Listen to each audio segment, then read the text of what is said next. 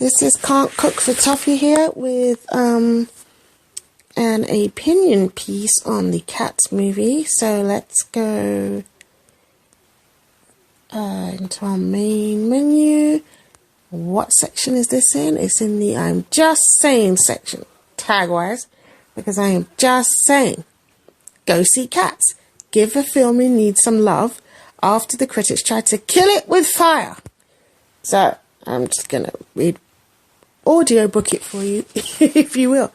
So my question is, are critics too invested in being mean to do their jobs effectively when it comes to Cats? I mean, a critic actually likened Tom Hooper's Cats to Brexit, and I was like, seriously? Sit all the way down. What are you on about? That shouldn't even be in the same sentence. That's not even funny. If you've read even half the Cats movie reviews, you would think it was vomit-inducing, uncanny valley hell, lazy, and just an insult to your eyeballs. Yet when I saw it this evening, I just came back a while ago, it's Friday, 20th December 2019, woman next to me audibly sniffed and wiped her eyes at Jennifer Hudson's rendition of Memory, the final one, because it was hauntingly good. I teared up a little myself, I'll confess, and the people behind us whooped and clapped. I can't say I was expecting that, but that's just what happened. They just went woo and gave a few claps, and I thought, yeah, you know what, it wasn't bad. I don't blame the critics for pointing out the flaws. In fact, I thank them because I knew what to expect. I knew not to expect anything that looked like actual real-life cats or made any sense in terms of physical scale, and believe me, that's not what I got.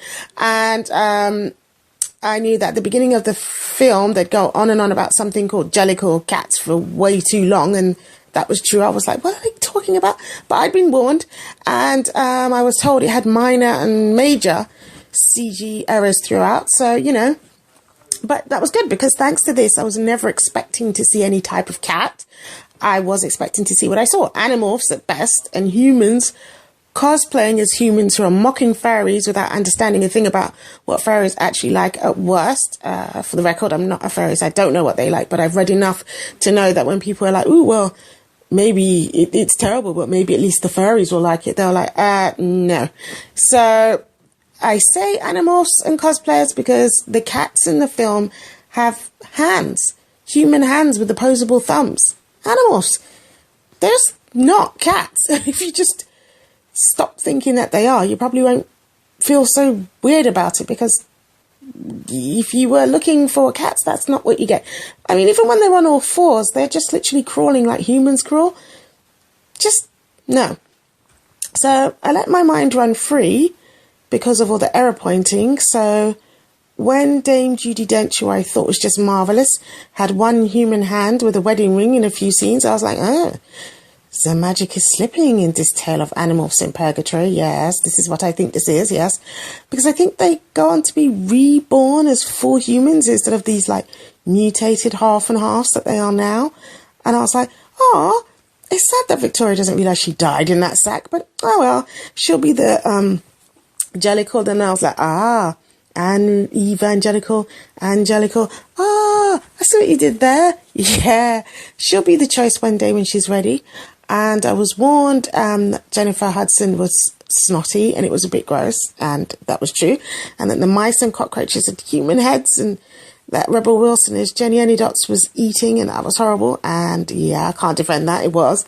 And that Jenny Anydots sipping out of her suit was baffling, which it was. And I was warned that some CG just does not work on some characters. So when I saw Taylor Swift's head keep appearing to swell up and shrink and do weird stuff, I was like, they darn goofed. They have not done that well. But I wasn't mad because I've been warned that things were just weird. But I wasn't told enough that the film's actually funny. In some places, heartbreaking in others. I thought James Corden as Bustopher Jones was just so funny. And Rebel Wilson was hilarious when she was upset that Jason Derulo as Rum Tum Tugger was upstaging her. And Ray Wiston's cameo was unexpected and great. And Sir Ian McKellen was endearing because he's brilliant. He's Sir Ian McKellen as Stage Cat, was so good. And I wasn't told that it was obvious, you know, that the cast worked really hard. You could tell how hard everybody was trying with their singing and dancing. And I didn't find that the film was sexual at all, or it's not to the level of bordering on an orgy in a dumpster, as one critic put it. In fact, I will say that I think it says a lot more about the critic than it does about the film, which is rated U, that they even thought to think that, let alone write it in the first place.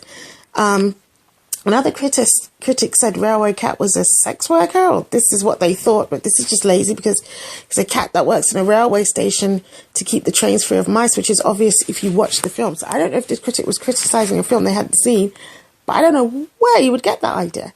And Railway Cat was a heck of a tap dancer. I was like, great, Michael Flatley, that guy's just amazing. One critic wrote, well, why no anuses? And I was like, what the hell what? They're supposed to CG anuses on why? In fact, I just don't understand why they hate the film so much. When I just thought it was really, I had a really good time. And despite its many flaws, I say again, it's good that I was warned about the flaws, because they would have really been horrendously distracting if I didn't know they were there. But you could have said that the film has a lot of flaws, but it has a lot of heart. But you just went on like nobody tried. And I've seen a film where no one tries. It's called freaking Justice League.